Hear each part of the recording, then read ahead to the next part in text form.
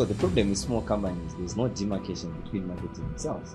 But if you look at bigger companies, most of them, they've got a huge budget as far as marketing is concerned.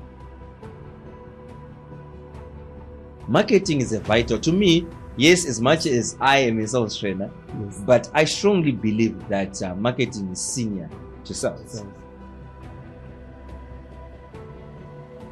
That's why personally, if I sell a book, if I convince someone to buy a book, I celebrate.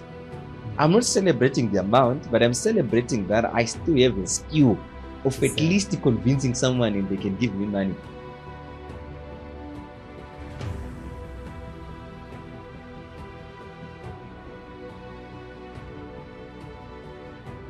Greetings, welcome to the Chartered Vendor Podcast. My name is Gordon Takawira, and today I'm with Jerry Nyazungu. Jerry, how's it? How's it? I'm okay. How's it? You're always, so Gordon is my videographer, guys, and he's always at the back of the camera, but today, I'm at the front. Yeah. There's always room for improvement. That's great. Learning new skills. So how's been your day? It was okay. Did you close any deals? Yes, absolutely. So personally, I'm happy when I close one. If I sell a book, I'm okay. But if I don't sell anything in a day, I'm actually worried. Yeah, it's something that is worrisome. So I've been looking at things. You know, there are big companies that are doing very well in Zimbabwe. I will not mention brands, you know. We can do it because we have to send them invoices after. Definitely, we are billing everyone this year. Yeah, so you notice that those companies, they have salespeople. And some of them are good salespeople, but they have a lot of salespeople. So there's a trend that has been going on, and I don't know what your take on this one. These companies selling or making profits because they have good salespeople, or is the brand that is selling on behalf of these salespeople? What do you think? Okay, so it's a mixture of both. If you look at companies which are big, if a company is big, if a company is small, most of the times they don't have proper structures. Like you look at the marketing department, sales department. Just in the morning, there was actually a client who was calling me. He tried to implement some strategies which we taught him during our seminars. I think when we were doing seminars in 2022, and he even took one of our salesperson and made them a sales and marketing manager, but I probably they fell. So the problem is small companies, there's no demarcation between marketing and sales. But if you look at bigger companies, most of them, they've got a huge budget as far as marketing is concerned. If you look at big companies, probably in telecoms, they're talking of about more than, there are millions of dollars in marketing. So if you're spending a lot on marketing, definitely your inbound leads are more, your brand is well known. Salespeople, what they just have to do probably is to order tech. So most of those salespeople, they've got an easier job as compared to someone who's working for a small company, 3 years, 5 years, 10 years in the business. Your brand is not even known. You have to convince, because before you even convince that your product or service works, you're supposed to convince that the name of your company first. Yeah. So that has made me think something. So are we saying that if I market my brand very well, there's actually no need to have salespeople, since the brand can actually sell on its own? It depends on the service which you're selling. Definitely, if you're selling a consumer product or a consumer service, we're talking of, I'm selling water, I'm selling drinks, those are consumer products. Airtime, I have to do a lot of marketing. All right. Yes, probably when I want to sell bulk airtime, I now need salespeople. But definitely, you need the element of marketing and sales. Because even if you look at the pharmacies these days, if you look at retailers these days, retail shops, you talk of your supermarkets. Yes, way back, you never used probably to need salespeople, but you now need someone on the till who can convince. I think you've noticed that they try to upsell. Yes. Sometimes they do it dismally when after probably they've actually, you've brought your trolley and it's full of groceries. Then they are done. Then they'll say, do you want airtime? Yeah, it's something that is very boring. And it's cold, and because they don't have sales skills. But those with sales skills, you end up just getting the airtime because they'll ask you questions. Say, did you actually use your phone? No. But what about if I just try and, what about if I give you airtime today? Are you getting it? Yeah. So there's a difference. If you look at it also, look at the fast food. They also try to upsell. They try to cross-sell. So which means the sales element, end of the day, is needed. Whether you're in retail, whether you're in consumer products, you are supposed to be doing sales, is supposed to be there. Marketing is a vital, to me, yes, as much as I am a sales trainer, Yes. but I strongly believe that marketing is senior to sales. Why? Because even if you're a guru in sales, if your product is not known in the market, it's very difficult to convince people to buy that product. Yeah. That's why you notice that there are people who will be selling. Have you ever wondered, probably in our ghettos, you meet a guy who is selling a product the product is very good, but no one knows about that product. So yeah. It's poorly marketed. It's poorly marketed. Definitely. Yeah. So I get what you're saying. But I also believe that in order for someone to sell, they need to have a good attitude. So at times you might have a big company, a big brand that is doing very well, that is well known. But as long as your attitude is bad as a salesperson, definitely you can even crush the brand of the company.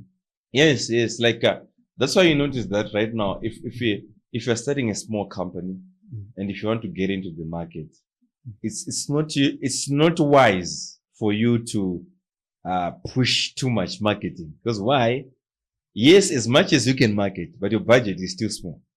You are still putting $100 a day on Facebook. But there's a guy who is putting $1,000 every day. Yes. There's a guy who is putting $10,000. So how are you going to match that kind of marketing? So you have to use probably a guerrilla tactic, whereby you're now using a tactic. Because if you want to confront Goliath, you don't have to use the tactics which are used by Goliath. You have to use David. Orthodox ways. Yes. So sometimes you notice that if you're a small company, it's usually wise for your team to be trained on sales. So it means sales is cheap. You can call, so again, just have a list of companies, list of names, you're calling every day. That's sales. Yes. Definitely. But marketing is expensive. All right. Marketing is definitely expensive. Definitely. For us to have these videos, you need cameras. Yes. Cameras are expensive. Definitely. For us to have, even the video itself, we need videographers like you. Yes. For us to have, we need a studio. We need money to market. But when you're starting, if you can just, as a one-man band, you can go out and sell. You can sell. Yeah. So sales is very, very important. But coming probably to the topic which we are talking about, to say, why probably do sales people in big companies struggle when they join small companies? I've noticed it's not only in sales, but also typically of many employees working. Take a CEO who was running a big company. Take a manager who was working in a big company. Put them in a small company, they'll struggle. Because why? Big companies, they've got $5 million budget. In big companies, they actually fired not to fully spend the marketing budget. But small companies now, they are working on a very tight budget, and they don't have any money. So when you get into a small company now, when you're used to market bigger brands, there's no way you're going to market a small brand. It's impossible. That's why they usually fail. So even for salespeople in big companies, they've got a lot of advantages. And some of these advantages are, you talk of big marketing budget, their product is already known, they've got systems in place, they've got CRMs, etc. But when you're now working for a small company, probably they're not even training provided. Yeah, that would be a so problem. If you notice right now, I'll just mention this company because they are actually our partners and we like them as well. Yes. You mentioned Redan. Oh, yes. We trained 700 people in Redan. Yes. Do you think a small company can afford to do that? There's no way. They can never do that. So when you're going to compete against Redan, you're going to compete with a giant, a well-oiled machine, which has been trained well, which has got a huge marketing budget, and these guys, you cannot compete with them, definitely. So when you look at the guy probably is working for Redan right now, put them in a small company, they might struggle. Not everyone, but most of the people, they may struggle. And the other reason why they struggle is an issue of mentality. Like what we said, the attitude of a Goliath and the attitude of a David, they're different. Goliath is complacent. He's saying we're leading, we've got everything. No one is going to get out of the market. But the guy who is small is saying, I need to take that market share. If I get a $50, I'll celebrate. But the guy probably who is a big giant is starting, his invoices are starting from 50,000. That's what they will consider as an invoice. Yeah.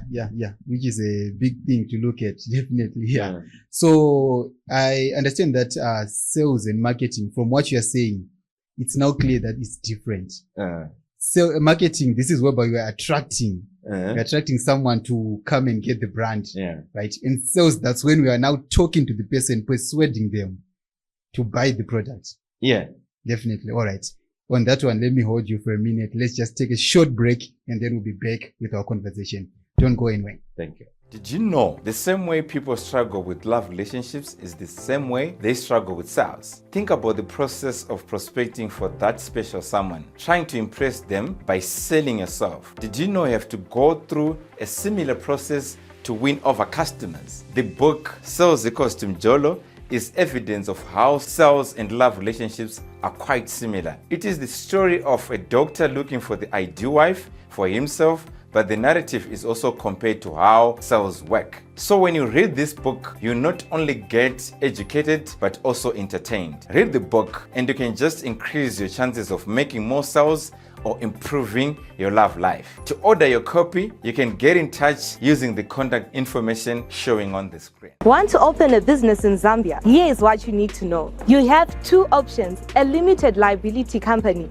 offering 100% ownership with a Zambian resident director, or a foreign company allowing expansion while keeping your original structure with at least one director required. To register, reserve your business name with PACRA, submit your incorporation documents, register for tech with ZRA, and open a corporate bank account. Zambia is open for investment. Need assistance? Contact us and get started with M&J, building timeless businesses.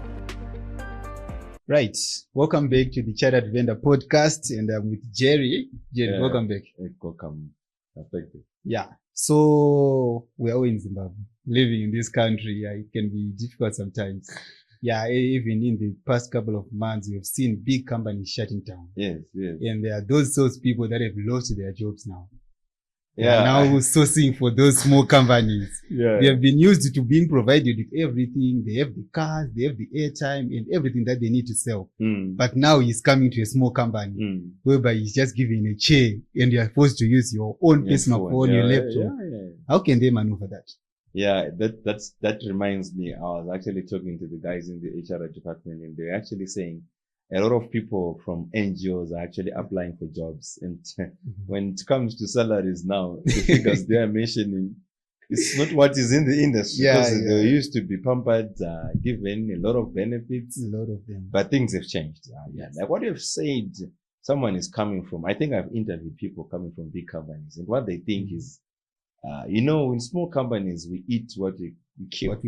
And we don't eat what you're going to be. With big companies, you look at when it was during COVID time, a company could actually finance salaries for 6 months whilst the people are at home.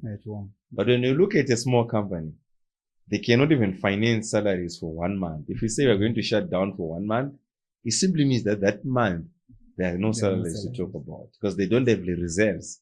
They don't have a lot of resources. So what people need to do is to say, I strongly encourage salespeople, whether they're in big companies, small companies, to always have mentality of a hunter. You look at it, you're working for a company which is doing tenders.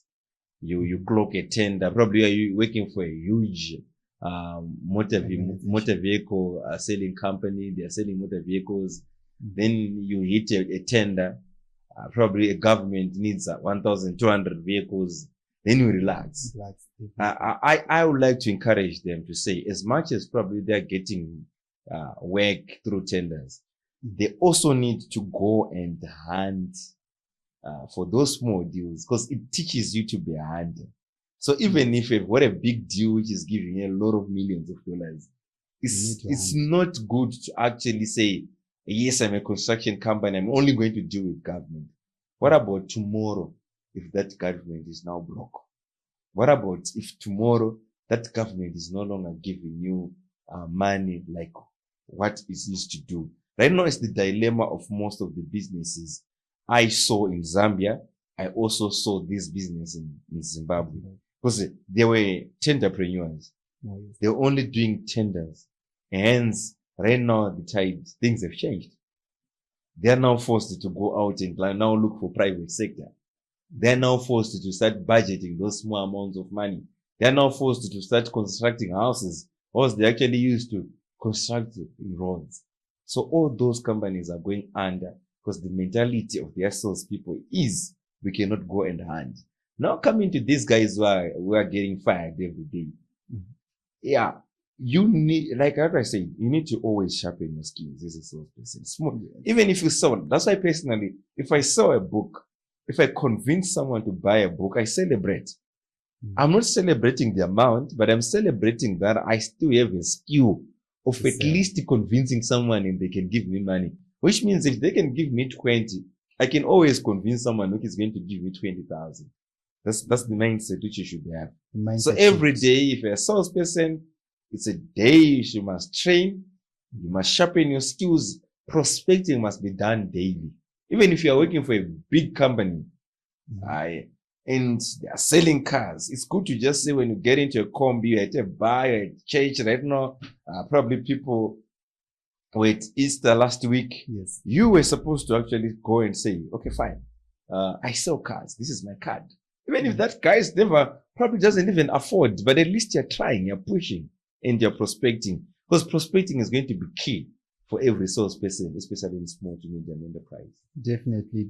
Prospecting is going to be key. We need to have that hunter's mentality, not only to rely on being gatherers. Gatherers, yes. Yes, so definitely, now coming back to these small to medium enterprises, since they are now the backbone of the economy, I understand that most of them, we are reluctant when it comes to training our people. So why is it important to have your salespeople trained? Yeah, like what we do at our company, I think we train people every day, and we also don't choose those who are actually holding sales titles, marketing titles, but everyone at the end of the day is a salesperson. Because I strongly believe that sales is a skill which is required by everyone to thrive in this world, especially when you come from Africa. To make it worse, if you come from a teapot country like Zimbabwe. So those skills are required everywhere, and everyone has to be trained. And if you train, because sales, it's unlike marketing. Sales is unlike HR. It's unlike being a PA receptionist. You can be a PA without even learning new skills, probably learning a bit of AI and technology. You can still be a PA. But salesperson is more like playing football. It's more like playing soccer. It's more like playing rugby, playing basketball. You're supposed to train on daily basis. Like right now, if you're a sportsman, if you just probably spend 1 week, 2 weeks without training, when you go back in the field, it's different. You'll be now missing balls. Like personally, I used to play golf, but I last played about 2 years ago. I've got everything. I've got all the whole golf kit I've got it, but I last played 2 years. When I'm coming back, I'm starting from scratch. So I think there are guys who actually say, "Sales, when can you be rusty?"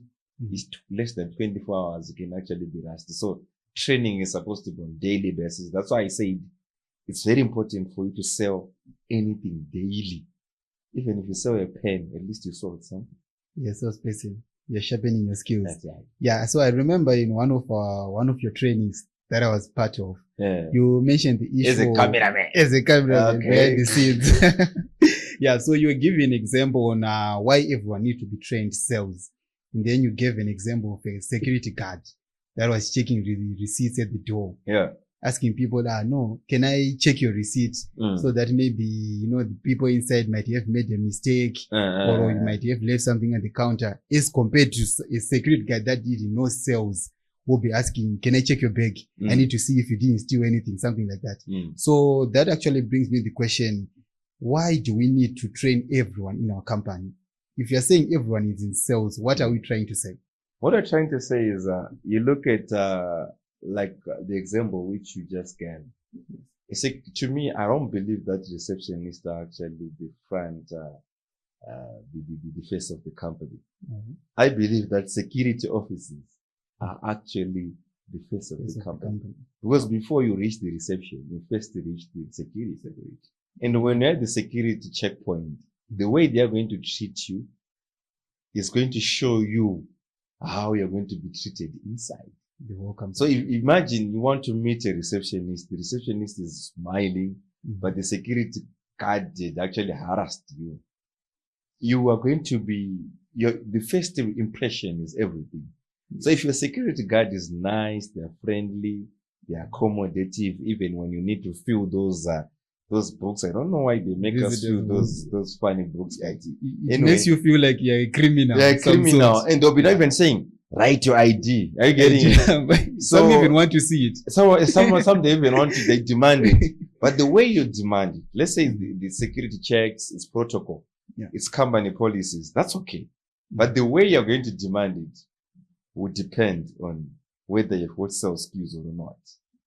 Sales is a skill of getting things which you want without using force. You need to negotiate, you need to persuade someone into doing things without necessarily pushing them, coercing them into doing whatever you want. No. We're saying sales, you need to get things, even when it comes to your children, instead of beating them using a belt. Why can't you convince them into doing the right thing by just negotiating and persuading them? Wow, that's sales. Yeah. The art of persuading someone. Exactly. Thank you very much, Jerry, for joining me. I know if we are talking about sales, we can spend the whole day. Yeah. You are the guru in sales. Even 7 days. Thank you so much. 7 days, we can do it. Yeah. So thank you very much, ladies and gentlemen, for watching the Chartered Vendor podcast. It has been such a pleasure having you today. I hope I'll come back another day. Yes. I know you go back behind the camera. I'll be behind the camera. Okay. Yeah. So remember to subscribe, like, and share this video with others. Comment in the comment section. Let us know what you think about sales and everything. Jerry, it's been a pleasure. Thank you. See you.